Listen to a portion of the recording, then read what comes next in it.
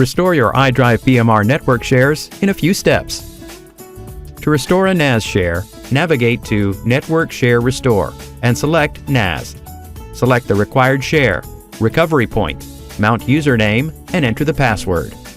Click Create.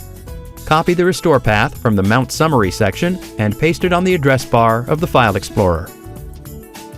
Enter your network credentials to authenticate, and all your backed up data appears.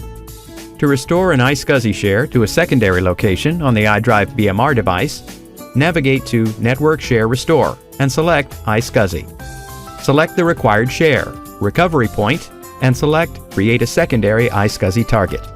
Enable CHAP and mutual CHAP authentication if needed, and click Create.